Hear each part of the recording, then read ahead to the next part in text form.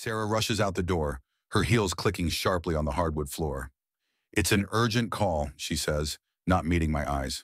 I nod, swallowing the unease that's been gnawing at me lately. "Don't wait up," she adds, and just like that, she's gone. I'm left standing in the hallway, staring at the closed door. We've been married for 10 years. 10 years of comfort, routine, and maybe too much predictability. I'm an IT consultant, working from home, which means I have plenty of time to think. Too much time, maybe. Lately, something's been off between us. I tell myself it's the stress of her job. Sarah's always been driven, but this last year, it's like she's been slipping away from me. I wander into the living room, flicking on the TV more out of habit than interest. The noise fills the silence, but it doesn't reach the knot in my gut.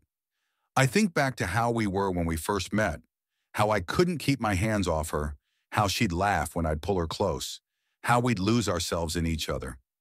Now those moments are few and far between. Our conversations have become clipped, our touches brief, and our lovemaking, well, it's been a while. I grab a beer from the fridge and slump onto the couch. The room feels too big, too empty. I glance at my phone, resisting the urge to text her. She's at work, I remind myself.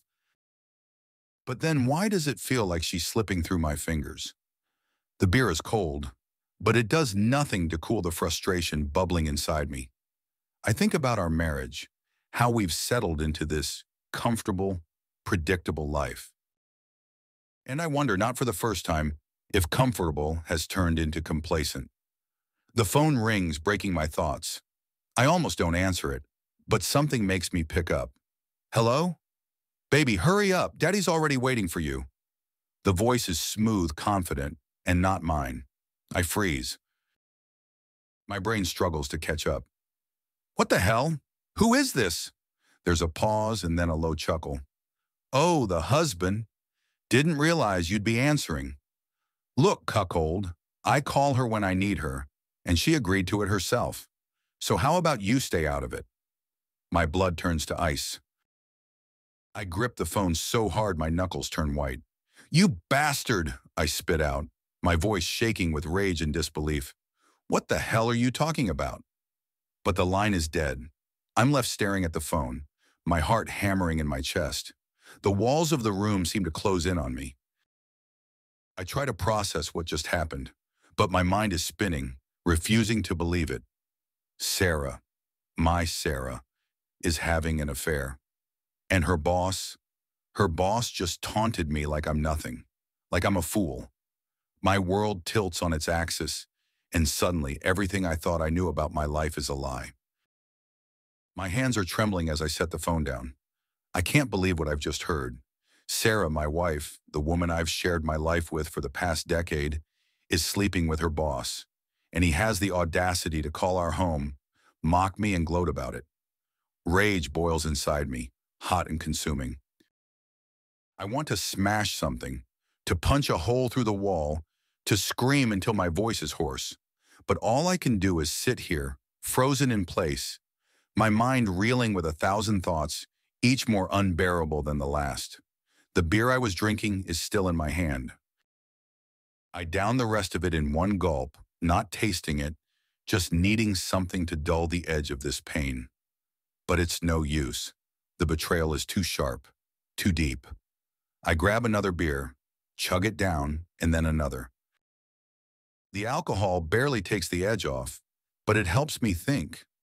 Or at least, it helps me stop thinking for a moment. I need to know the truth. I need to hear it from her. But the thought of confronting her, of asking her outright if she's been screwing her boss behind my back, makes my stomach churn. I can't just sit here waiting for her to come home, pretending everything's normal. I need to act, to do something, anything to get ahead of this. I pick up my phone again and scroll through the call log, my hands shaking with anger. I find the number that just called, the one that's not saved in my contacts but that I know, without a doubt, belongs to her boss. I hesitate for a second, then press the button to call him back. The phone rings twice before he picks up. "Didn't I tell you to back off, cuckold?" His voice is dripping with arrogance. with the kind of smugness that makes my blood boil. "You piece of shit," I hiss into the phone. "You think you can just screw my wife and get away with it? You don't know who you're messing with." He laughs, a low, condescending sound that makes me want to reach through the phone and strangle him. "Listen, John, right? I know exactly who you are. A pathetic, washed-up loser who can't even keep his wife satisfied. She came to me because you couldn't give her what she needed." The words cut deep, deeper than I want to admit, but I can't let him see how much he's getting to me. "You think this is a joke? I'm going to destroy you. You won't know what hit you." "Oh, I'm terrified," he says, his voice dripping with sarcasm. "But let me give you some advice, John. Don't dig too deep. You might not like what you find." The line goes dead, and I'm left staring at my phone, his words echoing in my head. Don't dig too deep. What the hell is that supposed to mean? I sit there for what feels like hours trying to wrap my head around everything. The anger, the betrayal, the fear. It all swirls inside me, a toxic mix that I can't seem to shake. I want to go after him, to make him pay, but I don't even know where to start. I feel helpless, like the ground has been ripped out from under me. Eventually, I hear the sound of a car pulling into the driveway. My heart jumps into my throat as I realize Sarah is home. The anger flares up again, but this time it's mixed with something else, an overwhelming sense of dread. I have to confront her. I have to hear it from her, even if it kills me. The front door opens and she steps inside, her face flushed, her hair slightly disheveled. "John, are you still up?" she calls out, her voice sounding normal. Too normal. It's like a knife twisting in my gut. I stand up from the couch, my hands balled into fists at my sides. "Sarah, we need to talk."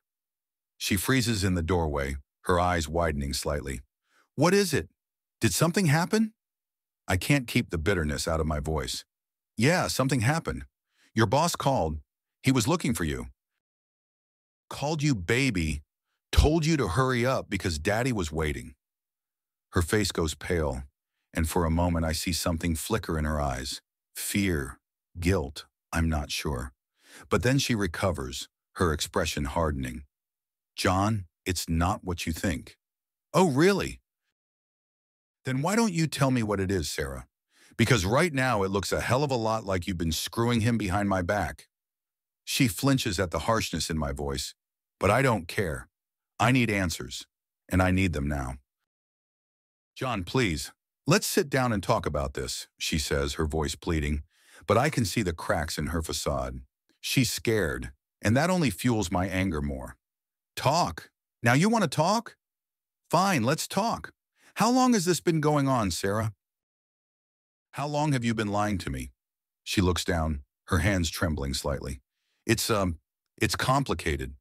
"Complicated?" I let out a bitter laugh. "No, it's not complicated. It's pretty damn simple, actually. You cheated on me, Sarah. You betrayed me."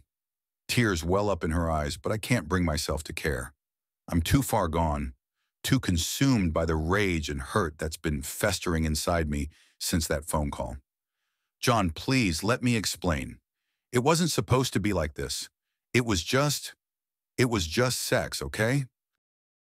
It didn't mean anything." "Just sex?" I repeat, my voice rising. "You think that makes it better? You think that makes it okay?" She shakes her head, tears streaming down her face now. "No, of course not. I know I messed up. I know I hurt you, and I'm sorry, John. I'm so sorry. But please, please don't hate me." I stare at her, my chest heaving, the words she's saying not making any sense. "Why, Sarah? Why him?" She hesitates, and I can see the struggle in her eyes, the war between telling the truth and keeping her secrets. He's powerful, John. He's not just my boss. He's involved in things that I didn't want to get involved, but he made it clear that I didn't have a choice." I narrow my eyes at her, trying to piece together what she's saying. "What are you talking about?" She wipes at her tears, her hands shaking. "John, he's dangerous. More dangerous than you can imagine. This affair, it wasn't just about sex. He's been using me, controlling me, and I didn't know how to get out. My mind is racing, trying to make sense of her words. What do you mean controlling you? Are you saying he forced you? She bites her lip, her eyes filled with a mix of fear and guilt. It wasn't like that at first, but then things changed. He started making threats, subtle at first, but then he said if I didn't do what he wanted, he would come after you, after us. I feel a chill run down my spine. What the hell, Sarah? Why didn't you come to me? Why didn't you tell me what was going on? I wanted to, but I was scared. I thought if I just did what he wanted, it would all go away, that he would lose interest. But it didn't stop, John. It only got worse. I feel like I'm in a nightmare, like this can't possibly be real. So what now? Are we just supposed to roll over and let him do whatever the hell he wants? She shakes her head, her voice barely above a whisper. I don't know, John. I don't know what to do. But you have to understand, this isn't just about us anymore.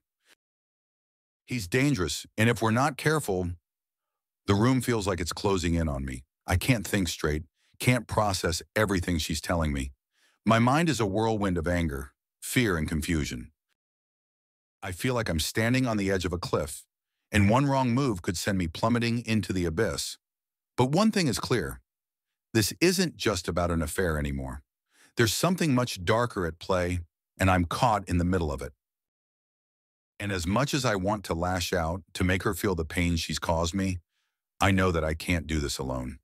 If what she's saying is true, then we're both in danger. And that means we have to find a way to fight back.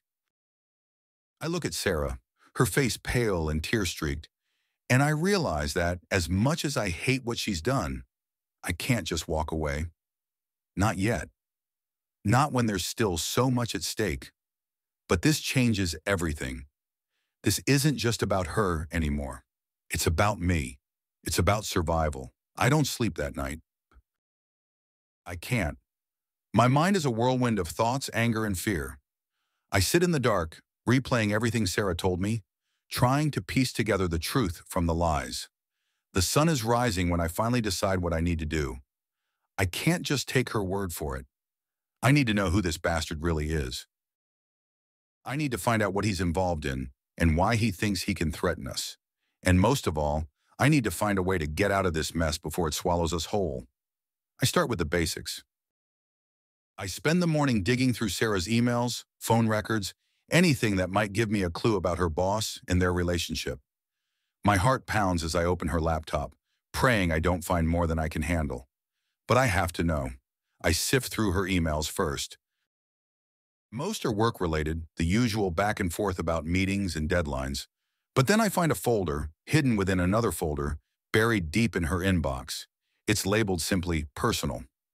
My pulse quickens as I click on it, my hands sweating. Inside there are dozens of emails between Sarah and her boss. My stomach churns as I read them, each one more explicit than the last. He's been controlling her, manipulating her, and she's been too scared to fight back. But it's more than that. He's been using her to gather information, details about her projects, her clients, things that could be worth a lot of money to the right people. I feel sick, my head spinning with the implications. This isn't just an affair, it's corporate espionage. And Sarah is caught in the middle. But why? Why her? And why is he targeting us? I need more information, so I keep digging. I hack into her boss's email account, using every trick I know to bypass the security. It's risky, but I don't have a choice. I need to know what we're up against. His inbox is a goldmine. I find emails detailing shady deals, money laundering, and connections to organized crime. He's deep in it, and now I understand why he's so dangerous. He's not just a businessman, he's a criminal, and he's been using Sarah as a pawn in his game. My hands tremble as I piece together the puzzle. Sarah's boss is involved in something much bigger than I ever imagined, and now we're both in his crosshairs. I should have seen the signs earlier, should have known something was wrong, but it's too late for that now. All I can do is try to get us out of this alive. I gather everything I can find, every piece of evidence that might help us. But as I dig deeper, I realize that I'm being watched. My computer starts acting strange, slowing down, freezing up. Then I get a message on my screen. Stop looking, John. You're in over your head. I freeze, my heart pounding in my chest. How does he know? How is he watching me? Panic sets in as I shut down my computer, pulling the plug on the whole system. But it's too late. He knows I'm on to him, and that means he'll be coming for us. I need to warn Sarah, but when I call her, she doesn't pick up. I try again and again, but there's no answer. My panic turns to fear as I realize she might already be in danger. I grab my keys and race out the door, my mind racing with worst-case scenarios. When I get to her office, the place is buzzing with activity, but there's no sign of Sarah. I push my way through the crowd, heading straight for her boss's office. But when I get there, the door's locked and the blinds are drawn. My heart sinks as I realize something is very wrong. I bang on the door, shouting her name, but there's no answer. People are staring now, whispering, but I don't care. I have to find her. I have to make sure she's okay. Finally, a security guard shows up, asking me to leave. I try to explain, but he's not interested in my excuses. He starts to escort me out when I see someone I recognize, one of Sarah's coworkers. I break away from the guard and rush over to her. "Where's Sarah?" I ask, my voice shaking with urgency. "Have you seen her?" She looks at me, her eyes wide with fear. "She's gone, John." She left with him about an hour ago. She looks scared. My heart drops. "Gone where?" She shakes her head. "I don't know. She didn't say." I feel like the ground is crumbling beneath me. Sarah's gone, and I have no idea where she is or if she's safe. But I can't give up. I have to find her. I have to get her back before it's too late. I drive around aimlessly, calling her phone over and over, but it goes straight to voicemail. My mind is racing with possibilities, each one worse than the last. What if he's taken her somewhere? What if he's hurting her? What if I never see her again? The hours drag on and my desperation grows. I try calling her boss, but he doesn't answer either. It's like they've both vanished into thin air. I feel helpless, powerless, like I'm drowning in a sea of fear and uncertainty. As the sun sets, I realize I need help. I can't do this alone. I call an old friend of mine, someone I used to work with back in my IT days. He's good at finding people, at digging up dirt that others want to keep hidden. He picks up on the first ring. "John, what's going on? You sound like hell." "I need your help," I say, my voice cracking with desperation. Sarah's in trouble. I don't know where she is, and I think her boss has something to do with it. There's a pause on the other end of the line, and I can hear him thinking, "All right, I'll see what I can do. Send me everything you have on this guy and I'll start digging." I breathe a sigh of relief, the first bit of hope I've felt all day. "Thank you," I say, my voice trembling with emotion. "I don't know what I'd do without you." "Don't worry, John, we'll find her. Just sit tight and let me work." I hang up and sit in my car, staring out at the darkened street. The fear is still there, gnawing at me, but at least now I have a plan. At least now I'm doing something. The next few days are a blur. My friend works tirelessly, digging up everything he can on Sarah's boss. He uncovers more than I ever could have imagined, links to the mob, drug trafficking, even a few unsolved murders. This guy is dangerous, more dangerous than I ever realized, and now Sarah is caught in his web. I can barely eat, barely sleep, my mind consumed with thoughts of what might be happening to her. The fear gnaws at me constantly, but there's also a simmering rage beneath it all, a burning need to make this bastard pay for what he's done. Finally, my friend calls me with a lead. He's traced Sarah's phone to a remote cabin outside the city, a place her boss owns under a fake name.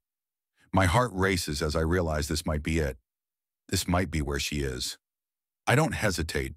I grab my keys, my phone, and a gun I've kept hidden for years. I don't know what I'll find when I get there, but I'm ready for anything. The drive feels like an eternity, my mind racing with thoughts of what I'll do when I find them. I keep picturing Sarah, scared and alone, and it fuels my anger, my determination to end this once and for all. When I finally reach the cabin, it's dark and silent, hidden deep in the woods. I park a distance away and approach on foot, my gun clutched tightly in my hand. My heart pounds in my chest as I creep closer, the tension building with every step. I reach the door and listen for any sound inside, but there's nothing. I take a deep breath, steadying myself, then kick the door open, my gun raised. The cabin is empty. My heart sinks as I realize they're gone, that I'm too late. But then I hear it, a faint noise from the back room, like someone moving. I move quickly, silently, my heart racing. I reach the door and push it open, my gun ready. Sarah is there, tied to a chair, her face bruised and swollen. Her eyes widen with relief when she sees me, and I rush to her, my heart breaking at the sight of her. "John," she whispers, her voice weak and trembling. "You found me." I untie her quickly, pulling her into my arms. "I'm here," I say, my voice thick with emotion. "I'm not leaving you." But as I hold her, I can't shake the feeling that this isn't over, that the real danger is still out there, waiting for us. And I know that whatever happens next, I have to be ready. I have to protect her, no matter the cost. Sarah's still trembling in my arms, her body shaking with the aftershocks of fear. I pull her closer, trying to calm her, but my mind is racing. We're far from safe, and I know this isn't over, not by a long shot. "I need to know everything," I say, my voice steady but firm. "No more lies, no more half-truths. Tell me what's going on." She looks up at me, her eyes wide and red from crying. "John, I'm sorry. I didn't know how to get out. I thought if I just did what he wanted, he'd leave us alone." I can't hide the anger in my voice. "Who is he, Sarah? What does he want?" She takes a deep breath, her hands gripping mine as if holding on for dear life. "His name is Vincent Moretti. He's not just my boss, John. He's connected to the mob, to criminals, to people who can ruin lives. He's been using me, using my work to get inside information on deals, on companies. He threatened me, said if I didn't cooperate, he'd come after you, after us." My heart pounds harder with every word. I've heard of Moretti. Everyone has. He's untouchable. The kind of guy you don't cross unless you're ready to lose everything. And now he's got his hooks in us. "He's planning something big," she continues, her voice trembling. "Something that's going to make him a lot of money. But it's dangerous, John. He said if I told anyone, if I tried to back out, he'd make sure we both disappeared." The room spins around me. I feel like I'm trapped in a nightmare, and no matter how hard I try, I can't wake up. Moretti isn't just a problem, he's a death sentence. And now we're caught in his web. "Why didn't you tell me sooner?" I ask, my voice breaking. "We could have done something, gotten help." She looks down, guilt written all over her face. "I was scared, John. He's got people everywhere. I didn't know who to trust. I didn't want to drag you into it." I run a hand through my hair trying to think. "Well, it's too late for that now. We're both in this. And if what you're saying is true, we need to figure out how to get out of it alive." She nods, tears welling up again. "I never wanted this. I never wanted to hurt you. I didn't know what to do." I pull her into my arms, holding her tight. I can feel her tears soaking into my shirt, but I don't care. We've been through hell, and it's only going to get worse. But I'm not giving up. Not now. "We're going to get through this," I whisper into her hair. "But I need you to trust me, Sarah. No more secrets. We need to work together if we're going to survive this." She nods against my chest, and I can feel the weight of the world on my shoulders. "I don't know how we're going to do it, but I know one thing for sure. I'm not going to let Moretti win." I spend the next few days holed up in our house, trying to piece together a plan. Sarah tells me everything she knows. Names, dates, deals that Moretti's been involved in. It's a tangled web of corruption, and the deeper I dig, the more dangerous it gets. I contact my friend again, the one who helped me find Sarah. He's hesitant at first, but when I tell him about Moretti, he agrees to help. We set up a secure line of communication, making sure we're not being tracked. The last thing we need is for Moretti to find out what we're planning. Every day I feel the tension building. I'm constantly looking over my shoulder, waiting for the other shoe to drop. I know it's only a matter of time before Moretti comes after us, and I need to be ready. One night, after hours of poring over documents and trying to connect the dots, I hear Sarah's voice behind me. "John, come to bed." I turn to see her standing in the doorway, her expression soft but sad. She's been through so much, and I've been so focused on the fight that I've barely had time to think about what this is doing to her. "I can't," I say, my voice heavy with exhaustion. "I need to figure this out, Sarah. We don't have much time." She walks over to me, placing a hand on my shoulder. "You're killing yourself, John. You need to rest. We both do." I look up at her, seeing the pain in her eyes. She's right. I can't keep going like this. I nod, closing the laptop and standing up. "You're right. I'm sorry." She takes my hand, leading me to the bedroom. We undress in silence, the tension between us thick and heavy. I can feel the weight of everything pressing down on me. But as I look at Sarah, I realize that I need her now more than ever. We climb into bed, and I pull her close, feeling her warmth against me. For a moment, the world outside fades away, and it's just the two of us, holding on to each other in the dark. "John," she whispers, her voice trembling. "I'm so sorry for everything." I brush a strand of hair away from her face, my heart aching with a mix of love and pain. "It's not your fault, Sarah. We'll get through this. Together." She nods, her hand tracing the lines of my chest. There's a desperation in her touch, a need to feel connected, to feel something other than fear. I respond in kind, my hands roaming over her body, searching for solace in the only way we know how. Our kisses are urgent, filled with a raw hunger that neither of us can deny. It's not just about desire. It's about finding a way to hold on to each other, to remind ourselves that we're still here, still fighting. As we come together, the tension between us fades, replaced by something deeper, something that goes beyond words. It's a release, a way to forget, even if just for a moment, the darkness that surrounds us. When it's over, we lie there in the silence, our bodies entwined, our breathing slowly returning to normal. I hold her close, not wanting to let go, not wanting to face the reality that waits for us outside this room. But I know we can't hide forever. The fight is coming, and we need to be ready. The next morning, I wake up with a renewed sense of determination. I have to confront Moretti. I have to put an end to this once and for all, but I know I can't do it alone. I reach out to my friend again, telling him what I've found, what we're up against. He listens in silence, then agrees to help me set up a meeting with Moretti. It's risky, but it's the only way to get him to back off, to make him realize that we're not going down without a fight. The plan is simple. I'll meet with Moretti, show him the evidence I've gathered, and make it clear that if anything happens to me or Sarah, it all goes public. It's a gamble, but it's the only card I have left to play. As the day of the meeting approaches, the tension between Sarah and me grows. We both know what's at stake, and the fear of what could happen hangs over us like a dark cloud. But we don't talk about it. We just go through the motions, trying to keep things as normal as possible. On the day of the meeting, I kiss Sarah goodbye, my heart heavy with the weight of what I'm about to do. "I'll be back," I say, trying to sound confident. "Just stay safe." She nods, her eyes filled with worry. "Be careful, John, please." I squeeze her hand, then turn and walk out the door, feeling like I'm walking into the lion's den. The drive to the meeting place feels like it takes forever, my mind racing with thoughts of what could go wrong. When I arrive, Moretti is already there, waiting for me. He's flanked by two of his goons, their faces hard and unyielding. I take a deep breath, steeling myself for what's to come. Moretti smiles as I approach, but there's no warmth in it.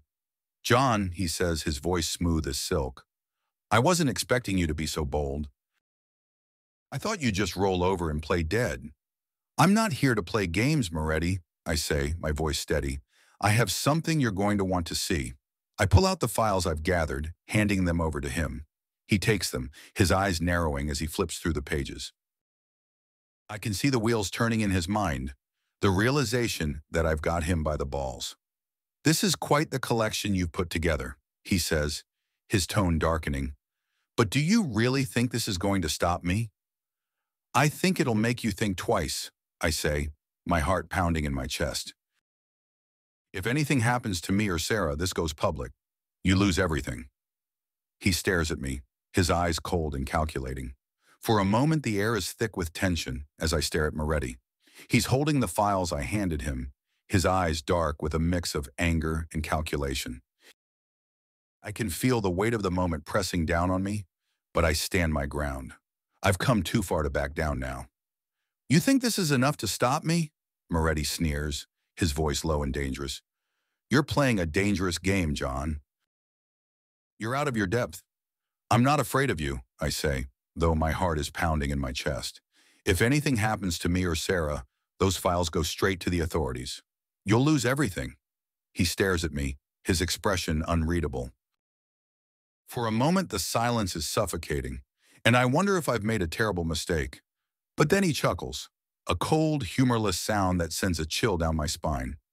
You've got guts, I'll give you that, he says, tossing the files onto the table between us. But guts won't save you. You have no idea who you're dealing with. I know exactly who you are, I say, my voice steady despite the fear gnawing at me, and I'm done letting you control our lives. This ends now. Moretti's eyes narrow, and I can see the calculation behind them. He's weighing his options, deciding whether to crush me here and now or play along. The tension is unbearable, but I refuse to show any sign of weakness. Finally, he leans back in his chair, a smirk tugging at the corner of his mouth. You've got balls, John. I'll give you that. But this isn't over. Not by a long shot. He stands and his goons follow suit, their eyes trained on me like vultures circling a dying animal. I force myself to stay calm, to keep my gaze locked on Moretti's as he walks past me, pausing just long enough to whisper in my ear. You're in over your head, John. You can't protect her forever. With that, he's gone, leaving me standing there, my heart racing and my mind spinning. I know I've bought us some time, but how much? And what will he do next? I drive home in a daze, the weight of what I've just done settling heavily on my shoulders. Sarah is waiting for me when I walk through the door, her face pale with worry. What happened? She asks, her voice trembling. Did he? I gave him the files, I say, cutting her off. He knows we're not going to roll over. But this isn't over, Sarah. He's not going to let us go that easily. She nods, tears welling up in her eyes. I'm sorry, John. I never wanted any of this. I just wanted to protect you. I pull her into my arms, holding her tightly. We're going to get through this, I whisper, more to convince myself than her. We just need to be smart. We need to be ready. The next few days are a blur of tension and fear. I reach out to every contact I have, trying to find someone who can help us. My friend is still digging, trying to gather more evidence against Moretti, but it's slow going. Moretti's network is vast and well protected, and every step we take feels like a step deeper into a minefield. Sarah and I barely sleep. Every noise outside the house sends us into a panic, and we keep the lights low, the curtains drawn, living in a state of constant vigilance. The fear is suffocating, but it's the only thing keeping us alive. One night, I'm sitting in the darkened living room, the glow of my laptop the only light in the room. I'm going over the files again, trying to find something, anything, that we can use against Moretti. But my eyes are tired, my mind foggy with exhaustion. Sarah walks in, her footsteps soft on the carpet. She sits down next to me, her hand resting on my arm. You should get some sleep, John. You're running yourself into the ground. I can't, I say, shaking my head. I need to find something. There has to be a way out of this. She's silent for a moment, her eyes scanning the screen. Then she reaches up, gently closing the laptop. You've done enough for tonight. Come to bed. There's a weariness in her voice that tugs at my heart. I look at her, really look at her, and see the toll this is taking on her. The stress, the fear, the guilt. It's all written on her face, in the lines that weren't there before, in the shadows under her eyes. I nod, finally giving in. Okay. Let's go to bed. We climb into bed, and for a while we just lie there in the dark, holding each other. The silence is heavy, filled with unspoken fears and the knowledge that our time is running out. But for now, in this moment, we have each other. I can feel her body pressed against mine, her warmth a small comfort in the cold, uncertain night. Her hand rests on my chest, and I cover it with mine, squeezing gently. She sighs a soft, weary sound, and I know she's just as scared as I am. "John," she whispers after a long silence. "I'm so sorry." I shake my head, even though she can't see it in the dark. "It's not your fault, Sarah. We'll get through this. We have to." She doesn't respond, but I can feel her breathing slow, the tension in her body easing slightly as sleep finally takes her. I hold her close, my mind racing with thoughts of what's to come. We're running out of options, and I know it. Moretti is too powerful, too dangerous, and I'm just one man against an entire criminal empire. But I can't give up. I can't let him win. The next morning, I wake up with a renewed sense of purpose. I've been playing defense for too long, reacting to Moretti's moves instead of making my own. It's time to go on the offensive, to take the fight to him. I spend the day making calls, setting up meetings with people I never thought I'd have to turn to. Old contacts from my darker days, people who know how to fight dirty. It's a risk, but I'm out of options. If we're going to survive this, I need to level the playing field. By the time the sun sets, I have a plan. It's dangerous, maybe even suicidal, but it's the only shot we have. I don't tell Sarah the details. She's been through enough. But I make sure she knows what to do if things go wrong. As I head out into the night, my heart pounds with a mix of fear and adrenaline. I know this could be the end, but I refuse to go down without a fight. Moretti has taken everything from us. Our peace, our safety, our lives. Now it's time to take something back. The meeting place is an abandoned warehouse on the outskirts of town, the kind of place where deals like this go down. I arrive early, parking a few blocks away and approaching on foot. The night is cold, the air heavy with the scent of rain, and every step feels like it could be my last. When I reach the warehouse, I see the faint glow of headlights in the distance, the low rumble of engines approaching. I slip inside, taking up a position near the back, where I can see the entrance but remain hidden in the shadows. A few minutes later, Moretti arrives, flanked by his goons. They're cautious, their eyes scanning the darkness for any sign of trouble, but they don't see me. Not yet. I wait until they are inside, until they're close enough that I can hear their footsteps echoing on the concrete floor. Then I step out of the shadows, my gun drawn, my heart pounding in my chest. "Looking for me?" I say, my voice steady despite the fear that grips me. Moretti turns, his eyes narrowing as he sees me. "John," he says, his voice smooth but laced with irritation, "I didn't expect you to be so bold." "I'm done playing games," I say, my grip tightening on the gun. "This ends tonight." He smirks, taking a step closer. "You think you can stop me? You're just a man, John, a desperate, broken man." "Maybe," I say, my voice hard, "but I'm a man with nothing left to lose, and that makes me dangerous." For a moment, we just stand there staring each other down. The tension is palpable, the air thick with the threat of violence. I know this is it, the moment everything comes to a head. The point of no return. Moretti's smirk fades, replaced by a cold, calculating expression. He knows I'm serious. He knows I'm not backing down. "All right, John," he says finally, his voice low and dangerous. "Let's see what you got." I sit across from Sarah in the dim light of our kitchen. It's early morning, and neither of us has slept. The tension in the room is thick, heavy with unspoken words and unresolved pain. I know this conversation has to happen, but that doesn't make it any easier. "John," Sarah begins, her voice soft, almost pleading. "We need to talk. Really talk." I nod, but I don't say anything. I've been avoiding this moment, dreading what it might bring, but now there's no more running. It's time to face the truth, whatever that may be. She reaches across the table, her hand trembling slightly as she touches mine. "I know I hurt you. I know I betrayed your trust, but I need you to understand. I didn't do this to hurt you. I was trying to protect us." I pull my hand away, the words cutting deep. "Protect us? By sleeping with him? By letting him control you? Tears well up in her eyes, but she doesn't look away. It wasn't like that at first.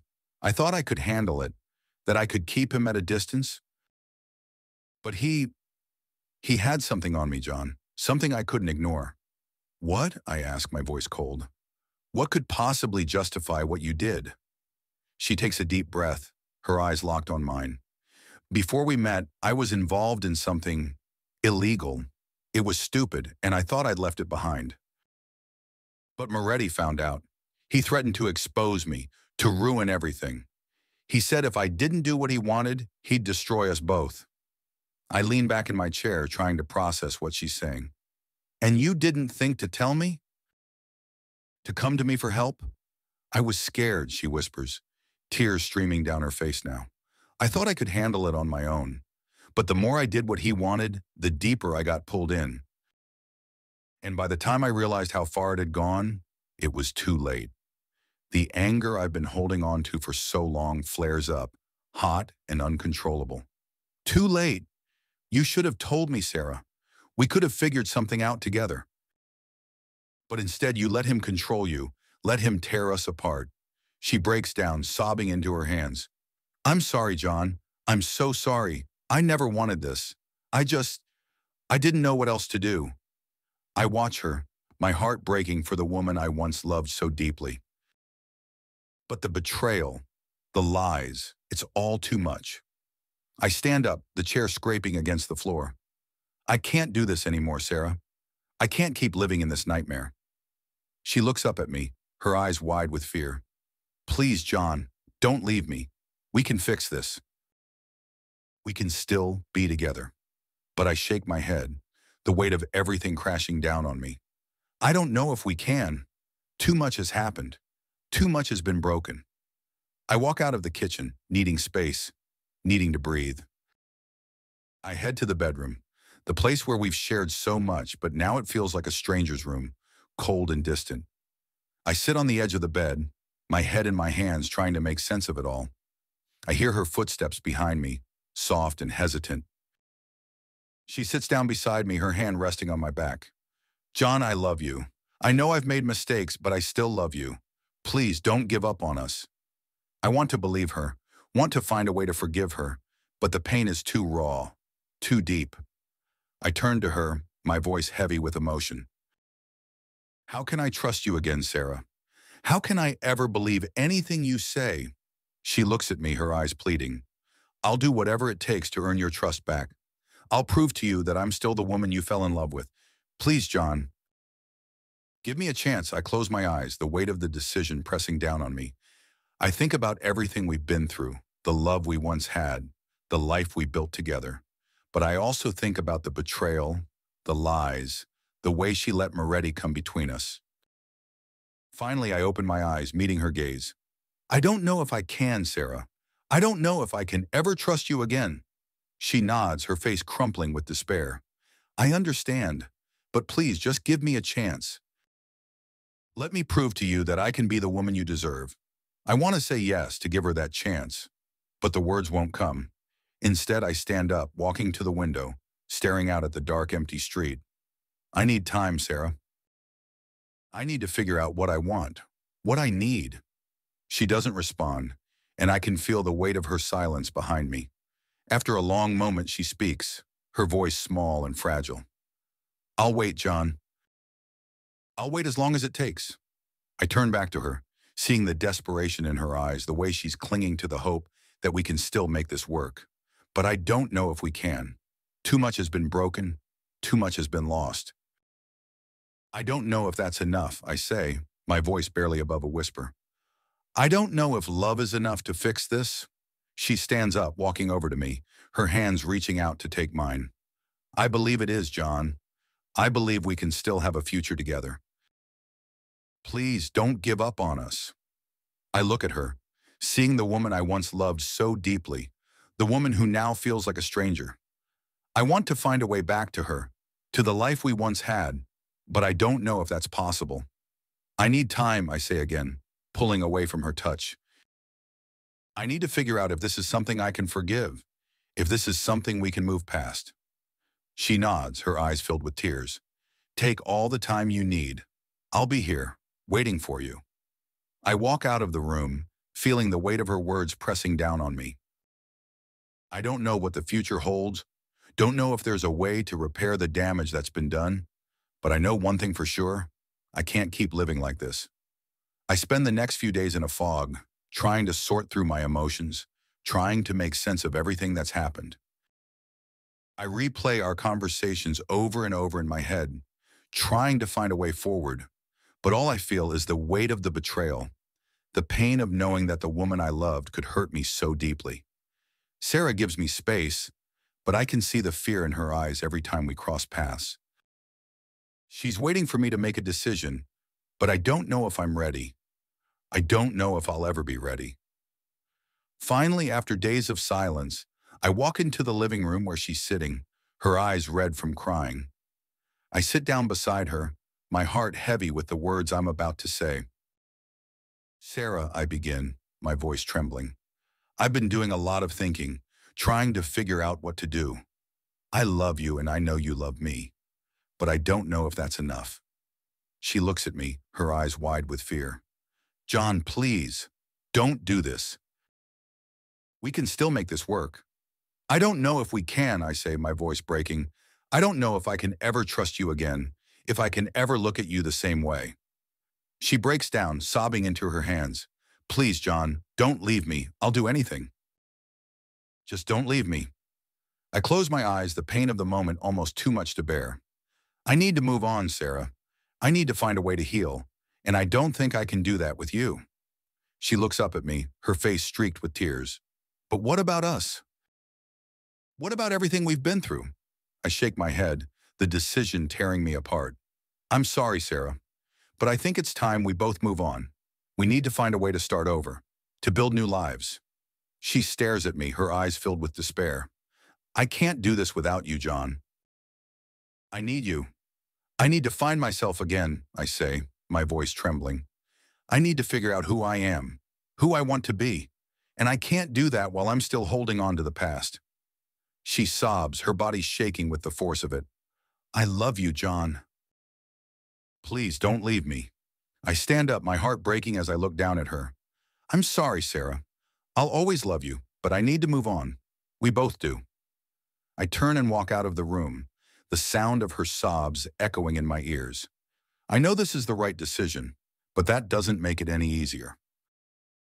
I feel like I'm walking away from everything I've ever known, from the life I thought I'd have. But as the house is quiet now, empty, I walk through the rooms, feeling the stillness settle in my bones. The echoes of the life Sarah and I built together are everywhere, but they feel like memories from someone else's past. Everything has changed, and I'm not the man I was before. I stop in the doorway of what used to be our bedroom, staring at the bed we once shared. The sheets are rumpled from where I slept alone last night, the final reminder that Sarah is gone. I told her I needed time, that I needed space to figure out who I am without her. But the truth is, I don't know if I'll ever find that person again. I sit down on the edge of the bed, my hands running over the worn fabric of the quilt. I think about everything that's happened, the betrayal, the lies, the fear that gripped us both for so long. I thought I knew what love was, what trust meant, but now I'm not so sure. It's strange how life can change in an instant, how one phone call, one moment of clarity can unravel everything you thought you knew. I used to believe in the strength of our love, in the bond that held us together. But that bond has been shattered, and I'm left picking up the pieces, trying to make sense of it all. I stand up, unable to sit still any longer. I need to keep moving, to stay busy, or else the weight of it all will crush me. I walk to the window, staring out at the street below. The world keeps turning, indifferent to my pain. It's a reminder that life goes on, whether I'm ready for it or not. There's a knock at the door, breaking through the silence. My heart skips a beat, a flash of hope rising in my chest. But when I open the door, it's not Sarah. It's my friend, the one who helped me through this mess, who stood by me when everything fell apart. John, he says, his voice gentle. How are you holding up? I shrug, stepping aside to let him in. I'm managing, Trying to, anyway. He nods, understanding in his eyes. I wanted to check on you, see how you're doing. I know it's been a rough few weeks. Yeah, I say, closing the door behind him. Rough doesn't even begin to cover it. We sit down in the living room, the silence between us comfortable but heavy. He doesn't push me to talk, doesn't ask questions I'm not ready to answer. Instead, he just sits with me, a quiet presence that I didn't realize I needed. I've been thinking, I finally say, breaking the silence, about what comes next. About what I'm supposed to do now. He looks at me, waiting for me to continue. I can't go back to the way things were, I say, my voice firm. I've changed too much. Everything I thought I knew, everything I believed in, it's all been turned upside down. I don't know who I am anymore. You've been through hell, John, he says, his voice soft. But you've come out the other side, stronger, wiser. Maybe it's time to figure out who the new John is. I nod, his words sinking in. He's right. I've been holding on to the past, to the person I used to be. But that person is gone, and it's time to let go, to move forward. I've been thinking about what you said, I tell him, about using what I've learned, the skills I've gained, maybe helping others who are going through something similar. He raises an eyebrow, a small smile tugging at his lips. You're talking about becoming a private investigator? Maybe, I say, feeling the idea settle in my mind. I've seen what happens when people are pushed to their limits, when they're betrayed by the ones they love. Maybe I can help them find the truth, find closure. He nods, his smile growing. I think you'd be good at it, John. You've got the skills, the determination, and you know better than anyone what it's like to be on the other side of that door. The thought of it feels right, like a door opening to a new chapter of my life. I've spent so long focused on the pain, on the betrayal, that I didn't see the opportunity in front of me. But now I see it clearly. I can take what I've learned, what I've been through, and use it to help others, to make something good come out of all this darkness. I think I'm going to do it, I say, a sense of purpose settling in my chest. It's time to move on, to start over. My friend smiles, his eyes filled with pride. I'm glad to hear that, John. I think this is the start of something good for you. I nod, feeling the weight of the past beginning to lift. It's not gone, and it never will be, but it's no longer holding me down. I'm ready to take that step forward, to close the door on this chapter of my life and see what the future holds. After he leaves, I stand at the window, watching the sun dip below the horizon. The sky is painted in shades of orange and pink, a beautiful reminder that even the darkest days come to an end. I take a deep breath, feeling a sense of calm I haven't felt in a long time. I know the road ahead won't be easy, and I know there will be days when the pain feels like too much to bear. But I'm ready to face it, to take control of my life and see where it leads me. I walk to the door, the one that used to feel like a barrier between me and the world outside. But now it feels like a gateway, a path to something new. I open it, stepping out into the cool evening air, and close it behind me. For the first time in a long time, I feel like I'm ready for whatever comes next. I've learned hard lessons about trust, about love, and about the cost of revenge. But I've also learned that I'm stronger than I ever knew, that I can survive the worst life has to offer and come out the other side. As I walk down the street, the weight of the past finally beginning to lift, I know one thing for certain. This is just the beginning.